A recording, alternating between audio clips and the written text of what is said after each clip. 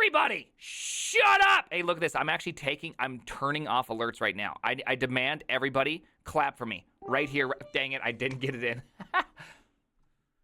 Rust fact versus fiction. 5 insights from Google's Rust journey in 2022. This just came out. Like today. All right, let's do this. Reaching version 1.0 in just 2015, Rust is a relatively new language with a lot to offer. Developers eyeing the performance and safety guarantees that Rust provides have to wonder if it's possible to just use Rust in place of what they've been using previously. What would happen if large companies tried to use it in their existing environment? I'm not sure I got government out of there. How long would it take for developers to learn the language? Once they do, would be productive. Ooh, this is an exciting. Ooh, this feels good. Can we all agree with that? In this post, we'll analyze some data covering years of early adoption of Rust here at Google. At Google, we have been seeing an increased Rust adoption, especially in our consumer applications and platforms, pulling from over 1,000 Google developers who have authored and committed Rust code as some part of their work in 2022. We'll address some rumors head on, both confirming some issues that could be improved and sharing some enlightening discoveries we have made along the way. All right. Okay, this is a little intense on the foreplay, but let's get to the point. We'd like to particularly thank one of our key training vendors, Feroz Systems. As we started our Rust adoption here at Google, we wanted to highlight some new freely available self-serving training materials called Comprehensive Rust. Crap! By the way, is that I can't tell. Is this supported by the Rust Foundation? I can't tell. It has the word Rust in it. It has to be, obviously. No one would use the word Rust unless if they're a part of the foundation, right? Maybe. That we in the community have worked on over the last few quarters. Rumor 1, Rust takes more than 6 months to learn. Debunked. You're right. It takes a year. All survey participants are professional software developers or a related field employed at Google. While some of them had prior Rust experience, about 13%, most of them are coming from C++, Python, Java, Go, or Dart. Okay.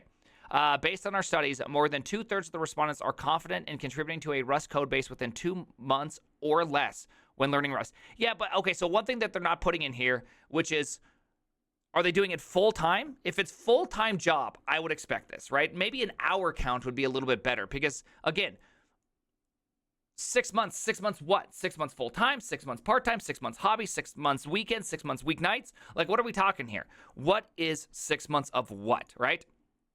Further, 1/3 of the respondents became as productive using Rust as other languages in 2 months or less. Within 4 months, that number increased over 50%. Anecdotally, these ramp-up numbers are in line with the time we've seen for developers to adopt other languages, both inside and outside of Google. I mean, you can adopt Go in like an hour. What are you doing with Go? I don't know. You just kind of write it like you're writing just some language. You know what I mean? Overall, we've seen no data to indicate that there's any productivity penalty for using Rust relative to any other language these developers previously used at Google. This is supported by the students who take comprehensive Rust class. Oh, interesting. I wonder if this is... Okay.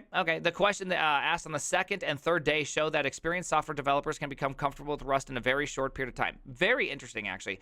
Time until confident writing Rust. Still ramping up. More than 4 months. 3 to 4 months, 1 to 2 months, 2 to 3 weeks. Interesting. I wonder if there's what's it called? I wonder if there's like a language background breakdown, right? So if you're self-taught and you've never written anything but JavaScript, where do you fall into this bucket? If you're going to a university where you have to learn about programming languages, stack frames, all that, and you programmed nothing but C++, I bet your experience is a lot different, right? You're doing a very, very, very different, experience here. And so, I don't know. I'm curious what this means. And confident writing Rust. I mean, I'm confident writing Rust, but there's things that I'm not confident in, right? So, I don't know. Rumor 2, the Rust compiler is not as fast as people would like. Confirmed.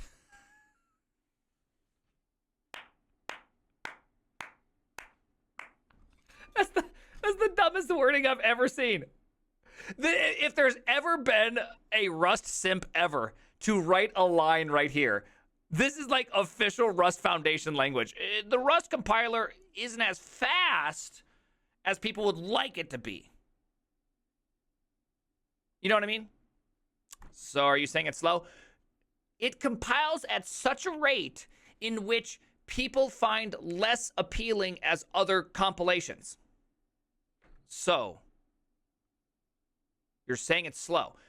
What we're trying to say here, slow build speeds were by far the number one reported challenge that developers have when using Rust, with only a little more than 40% of respondents finding their speed acceptable.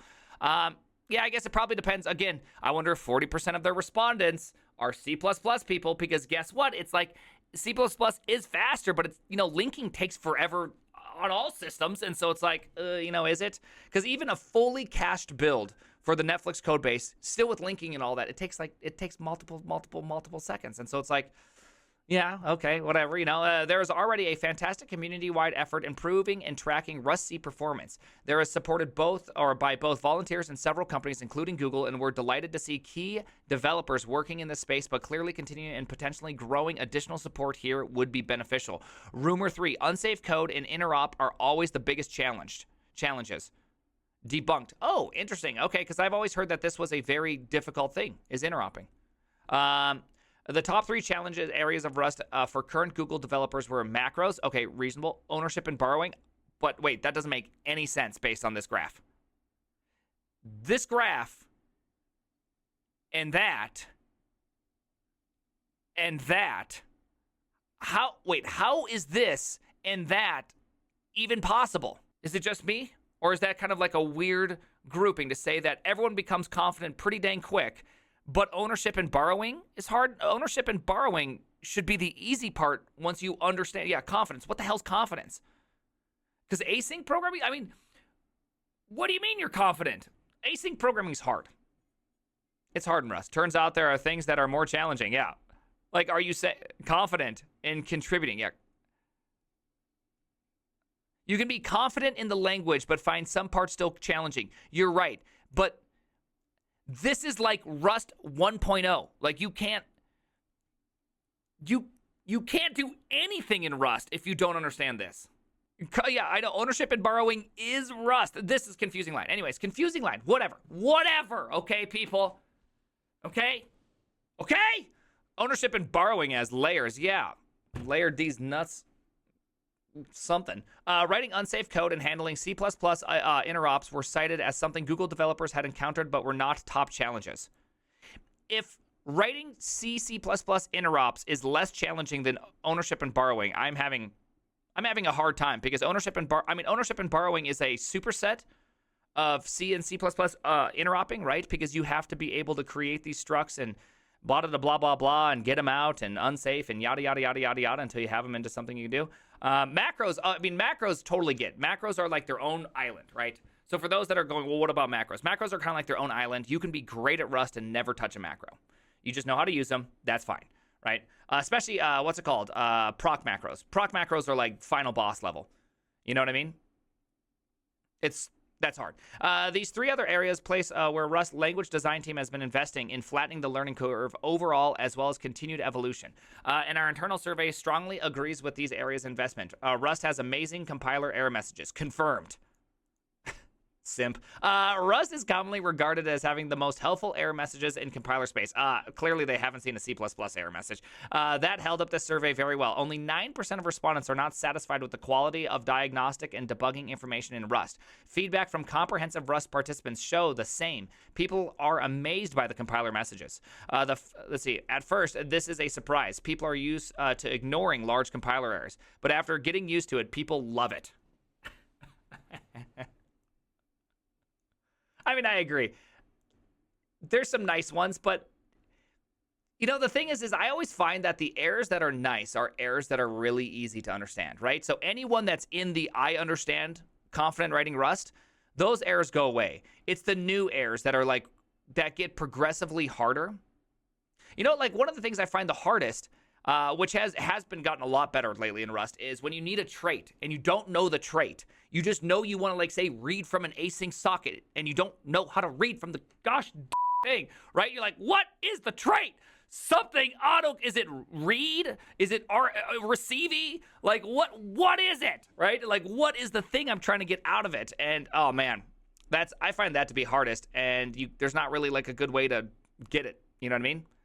The following are excerpts from the exercise of some of internal Googlers have been doing practice. Let's see, doing to practice raw solving advent of code. Yes, yes.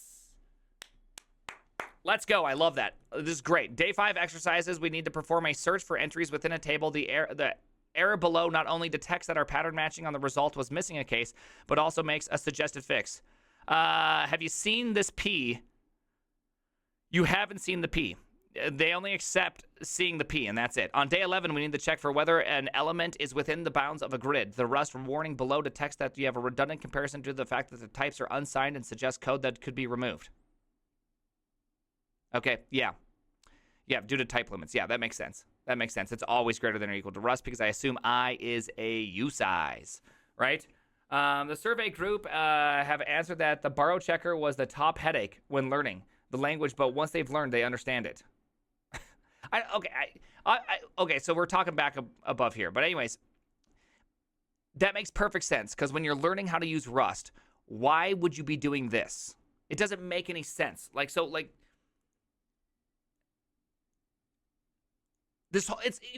when Stack Overflow put Electron and CUDA in the same category in the survey. This feels like that, right? It's just like, I don't quite get it. Why are these two things together?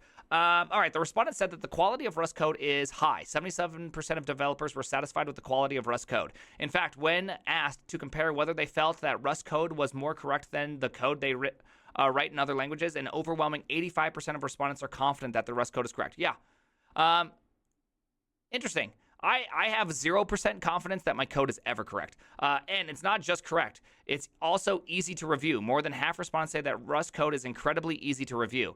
As an engineering manager, that result is in many ways at least as interesting to me as the code authoring results, since code reviewing is at least as large a part of the role of a professional software engineer as authoring. Interesting. Okay, yeah, I mean, if people think it's easier to read, I think that's awesome. I don't necessarily feel like it's easier to read. Right? I definitely don't feel that way. But okay. As both we at Google and others have noted, developer satisfaction and productivity are correlated with both code quality and how long it takes to get a code review. If Rust is not only better for writing quality code, but also better for getting that code landed, that's a pretty compelling set of reasons behind even performance and memory safety for a company or for companies to be evaluating and considering adopting it. Yeah, I'd say that's very compelling, if true. Big if true, right? I personally am not convinced it's big for readability. I think the reasoning, especially around lifetimes and stuff like that, could be a little bit tricky in PRs because you really have to understand the use cases and what is going on, and if there's multiple of them, how are you going to do that? You don't want things being pinned to one lifetime, blah, blah, blah, blah, blah. While over 1,000 developers is a good sample of engineers, we're looking forward further adoption and future survey that includes many more use cases. In addition, while many of the developers surveyed joined teams without Rust experience, this population does have more excited early adopters than we would like from a broader survey. Stay tuned over the next years for another update.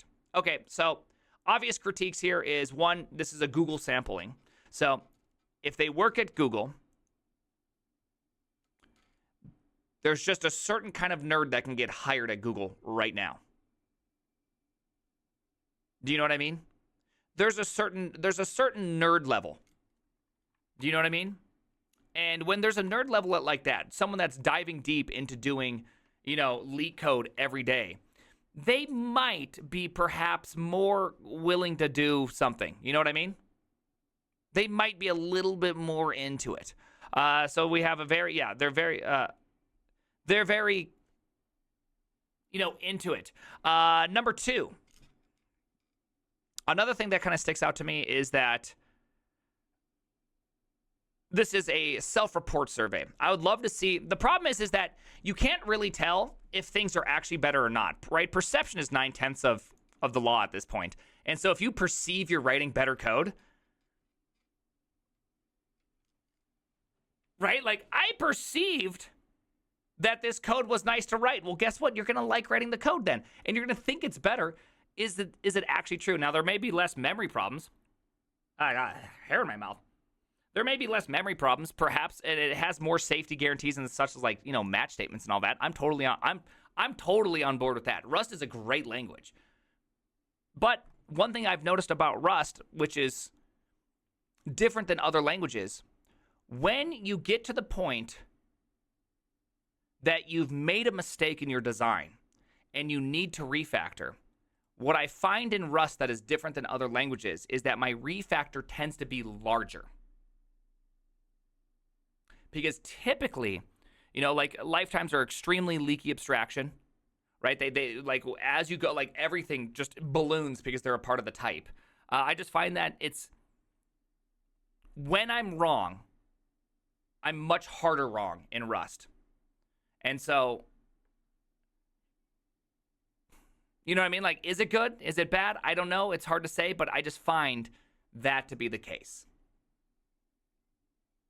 You know what I mean? Yeah. Literally restarted a 3-week project because of that. Exactly. You will. That's the thing with Rust is that you will find you're getting yourself much further out. You know what I mean? Primogen, your favorite person has a new video for you to react to. Oh, thank you. Lifetimes are so painful. They can become very, very painful. Like, I love that you can hide it behind stuff, and you can eventually make really nice, interfaces for it. But it's really hard. Rust kills you if you make a bad code, or with compiler, or with lifetimes. Yes. That. Rust is fun until it's not, and you have to spend the next 8 hours refactoring stuff instead of working on a feature you wanted to. Yeah. See, that's what I find with Rust. I find this to be very true. When you're wrong,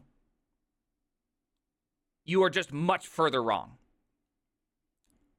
Now, with JavaScript or Go or even C++ or any of these other languages, you can kind of get around it. You know what I mean? You can kind of like, that meme with the bricks, and then they become like all crappy, and then they're putting more bricks on top to like make it less crappy again. You can kind of do that with other languages. Whereas I feel with Rust, you really don't have that as a feature, right? You can't really do that. You can't really just have like a shitty thing and then try to make it nice again. It's just making debt faster. It's hard, It's hard. Yeah, so Rust is a compiled language where you still just rewrite it like in JavaScript, but instead of refactoring because it's easier. Noted. Yeah, you got it. All right, there you go. Hey, guess what? First off, the name is the Primogen. Second off, this is why we're going to learn OCaml, okay?